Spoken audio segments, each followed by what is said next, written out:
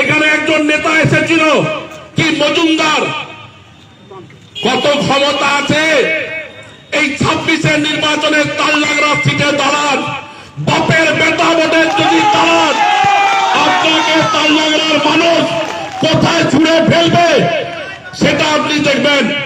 BJP নামক দলকে বাংলার মানুষ একটাও ভোট দেবে না। যারা বিজেপিকে উস্কানি দেয় এই 26-এর নির্বাচনের পরে তাদেরকে হুঁশিয়ারি দিচ্ছে, তাদের অবস্থা কি করবো আগামী দিনে দেখবেন।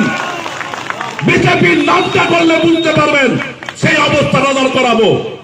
কত বড় মরদ, এখানে একজন নেতা এসেছিল কি মজুমদার, কত ক্ষমতা আছে এই 26-এর নির্বাচনের তাললাগড়া সিটে দাঁড়ান, বাপের বেটা ভোটের যদি দাঁড়ান, আপনাকে তাললাগড়ার মানুষ কোথায় ছুড়ে ফেলবে সেটা আপনি দেখবেন। আর যাদের নিয়ে সমালোচনা করেন তাদের কথা জানা দরকার।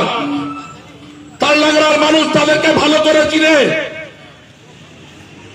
যে মুখার্জি পরিবারের মেয়েটির এখানে নাম করছিল সমাধিপতি অনুসুয়া রায়, এই করছে ওই করছে, ওই মুখার্জি পরিবার এই হসপিটালে 27 বিঘা জায়গা দান করেছে, প্রাইমারি স্কুলটা 7 বিঘা দান করেছে।